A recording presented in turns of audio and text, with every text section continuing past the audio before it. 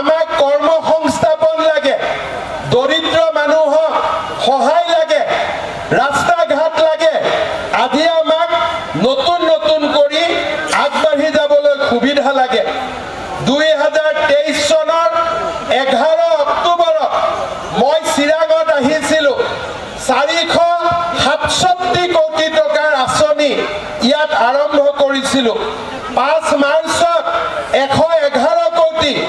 আজি আপোনালোকে চিন্তা কৰক, ভূটানত চাপাগুৰি আমটেকা ভূটান সীমান্তত আজি ডাঙৰ ডাঙৰ ৰাস্তা অসম মালা আঁচনিত আমি বনাব পাৰিছোঁ। আজি আমাৰ কাজল গাঁৱত ষ্টেডিয়াম, আজি আমাৰ বাসু গাঁৱত ৰেলৱে ফ্লাইঅভাৰ, আজি এটা এটাকৈ আমি নতুনকৈ কাম আৰম্ভ কৰিছোঁ।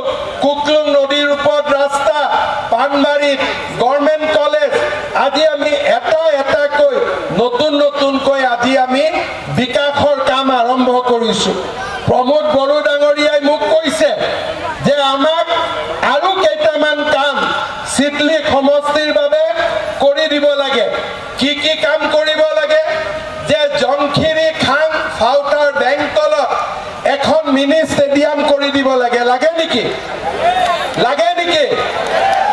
তাৰপিছত মোক কৈছে যে বেংতল কলেজত এটা ছায়েন্স ষ্ট্ৰীম দিব লাগে আৰু বাসুগাঁও কলেজত এটা কমাৰ্চ ষ্ট্ৰীম দিব লাগে। লাগে নেকি? তাৰপিছত কৈছে আই নদী, নিজলা ৰিভাৰ, হুৰ ৰিভাৰ, লাখাৰ নদী, নাঙল ৰিভাৰ, খানামাকৰা, এই 4টা জাগাত 5টা জাগাত প্ৰটেকশ্যন কৰিব লাগে যাতে বানপানী নহয়, গৰাখহনীয়া নহয়। ঠিক কৈছে নে নাই?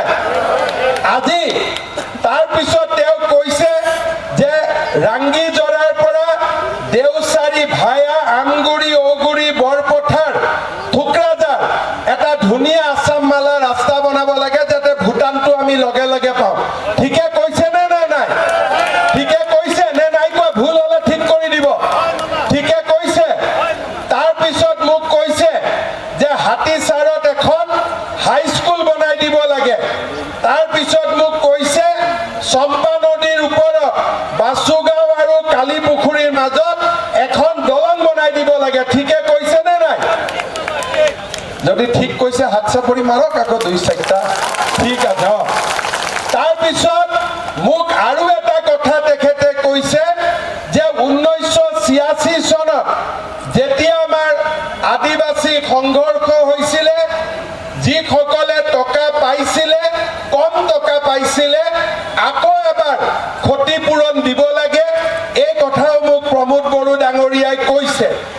লগত আৰু এটা কৈছে যে আমাৰ চাহ বাগিচা আদিবাসী বা গোৰ্খা লোকসকলে যেনেকে বসুন্ধৰাত আবেদন কৰিলে, বুচমুটাৰীত আবেদন কৰিলে 3টা প্ৰজন্মৰ চাৰ্টিফিকেট দিব নালাগে, তেনেকে যাতে কোচ ৰাজবংশীসকলেও কাগজ দেখুৱাব নালাগে। মই মিছন বসুন্ধৰাত আজি এনাউন্স কৰি দিছো যে কোনো কোচ ৰাজবংশীয়ে কাগজ দেখুৱাব নালাগে, তেওঁলোকে ডাইৰেক্ট এন্ট্ৰি পাব। এই কথাখিনি মই আজি ইয়াতে এনাউন্স কৰি দিছো। শ্ৰদ্ধা ৰাইজ, যিমানখিনি কাম মই আপোনালোকক গন্তি কৰি দিলো, সেইখিনি কংগ্ৰেছে কৰিব পাৰিব নে বিজেপিয়ে কৰিব পাৰিব? কংগ্ৰেছে কৰিব পাৰিব নে UPPLে কৰিব পাৰিব? কংগ্ৰেছৰটো কতো চৰকাৰ নাই। মতা গৰুৱে গাখীৰ দিয়ে নেকি? মতা গৰুৱে গাখীৰ দিয়ে নেকি?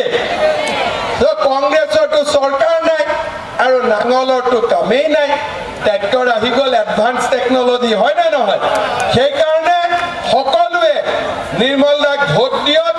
এই গোটেইখিনি কাম 26 চনৰ ইলেকশ্যনৰ আগতে মই আপোনালোকক ৰেডিমেড টিপ টপ কৰি দিম। হ'ব?